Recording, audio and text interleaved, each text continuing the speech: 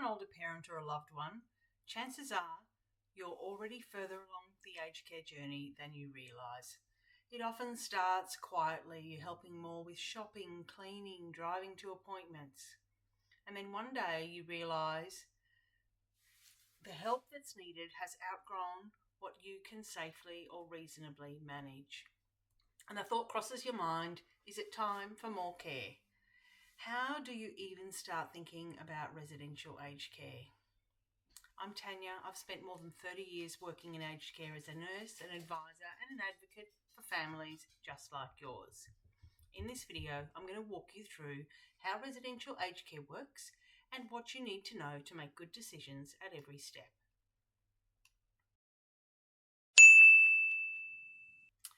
Most people don't want to go into residential care, and that is completely understandable. But sometimes residential care is the safest, kindest, and most practical choice.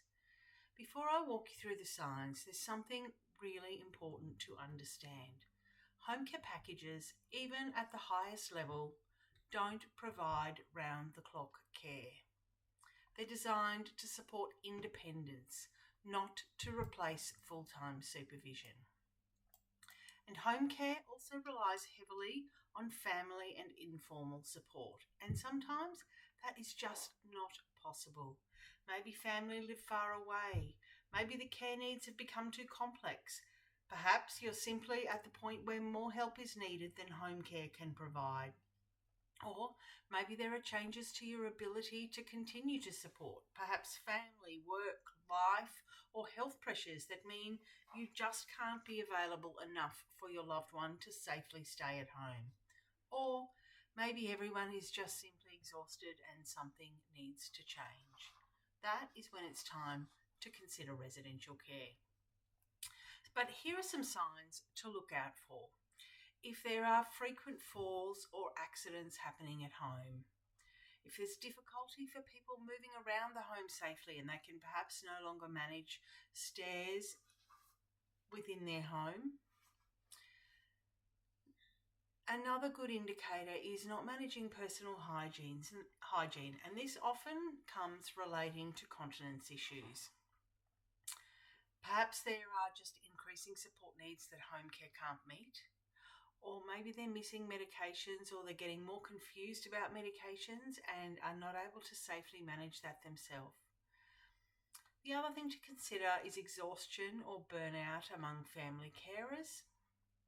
And when it comes to cognitive decline, forgetting what you had for breakfast is one thing, but forgetting whether you had breakfast or to have breakfast is a whole different story.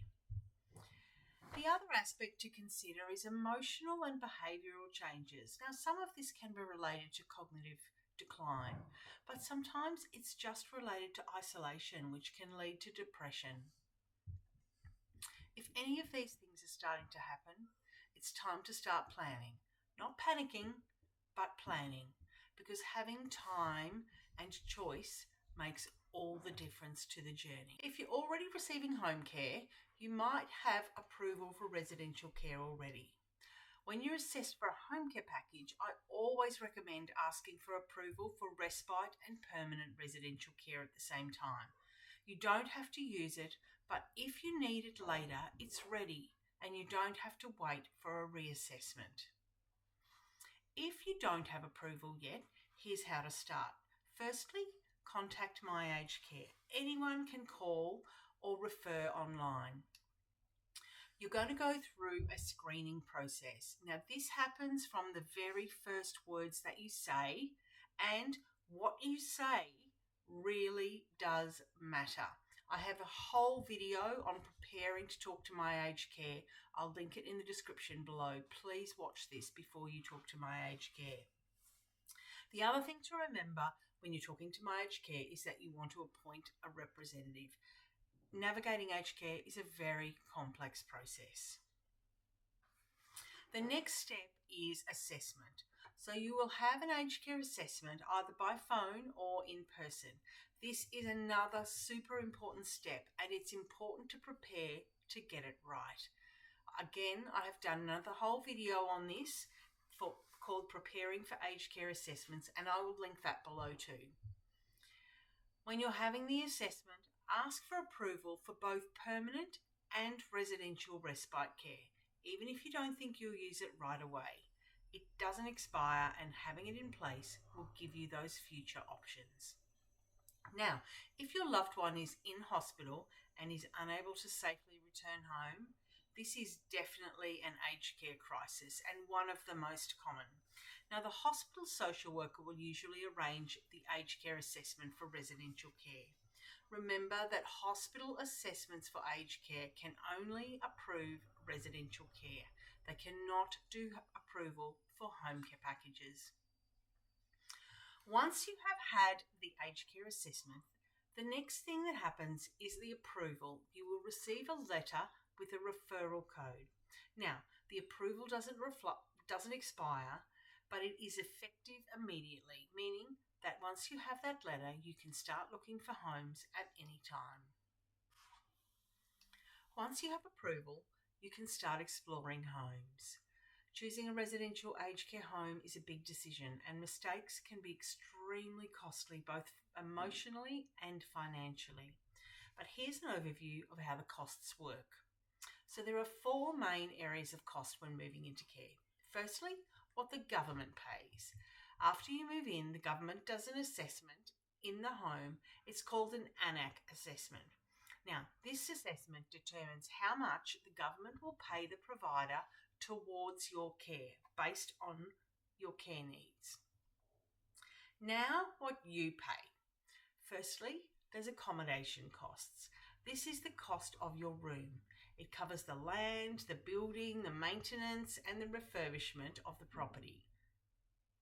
You can choose to pay this in a lump sum called a RAD, or a refundable accommodation deposit, or you can choose to pay it by a daily payment called a daily accommodation payment, or you can do a combination of both. The interest rate for the daily accommodation payment is set by the government, and it is quite high, so just remember that. Some people may be eligible for a full or partial government support towards their accommodation costs, and this is dependent on the Centrelink financial assessment, which we'll talk about shortly. The next cost that you pay is care costs, and there are 2 components. Everyone pays the basic daily care fee, so this is set at 85% of the full pension rate, and that changes in line with the pensions. On top of that, if you have a higher income or assets, you might also pay what is called a means-tested care fee.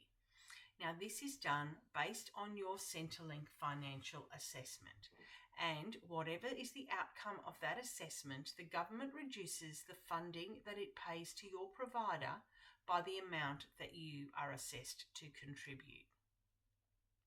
The 4th component of fees are called additional service fees.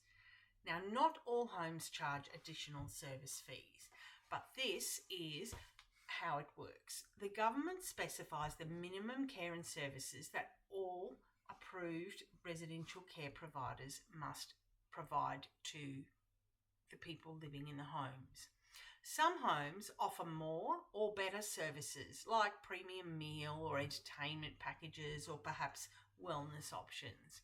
Now, these additional services are optional, but if you choose a room or a package that includes them, you will have to pay the additional daily fees. There is no government assistance for these fees, and they can add up, so please always ask and always account for them when budgeting. Homes must explain all of these fees up front, but it is essential to ask and to plan for them. And please don't commit to a home before understanding the full financial picture of your financial picture and the costs for the home. It's like shopping for a house, or you wouldn't buy a home or even look at homes without knowing what you can afford. And choosing a home you later realise you can't afford can be incredibly stressful and disruptive, both for the older person and the family. It is not possible to be reassessed by Centrelink for your accommodation costs once you move in. and the long-term effects of a mistake in what you can afford can be significant. It is possible and often highly recommended, both by homes and for families, to try homes by doing residential respite first. But please don't go to homes that you are not able to afford, because when you find a home that you like, you want to be able to choose it. So the next step is the financial assessment. When you move into residential care, you will always need to complete a Centrelink assessment. Now, if you choose not to complete the Centrelink assessment, you will be required to pay the maximum contributions. You can do this assessment before moving in, but just note the results are only valid for 120 days. So if you move in after 120 days, you will need to do a new assessment. This financial assessment looks at both income, and that includes deemed income on non-income producing assets such as holiday homes, and it looks at your assets, and this includes money or assets over the threshold that has been gifted to family or friends in the past 5 years. So the Centrelink assessment is going to determine whether you're eligible for government support towards contribute your accommodation costs, and whether you will need to pay a means-tested care fee, and how much that means-tested care fee is going to be. Getting it done early does make the process smoother and helps avoid costly mistakes. Just make it within the 120 days. And before you decide on a home, ideally before you start looking, please have a quick consultation and speak to a specialist aged care financial advisor, because mistakes, as I said, can be emotionally and financially costly and stressful. Okay, let's do a quick recap. Here's the simplified path to residential care. Firstly, recognise when either home care isn't enough or whether your loved one is no longer safe at home. Contact My Aged Care and request an aged care assessment. If you're in hospital, the hospital should be able to arrange this for you. Secondly, prepare for the assessment, and at the time of the assessment, ask for respite and permanent approval.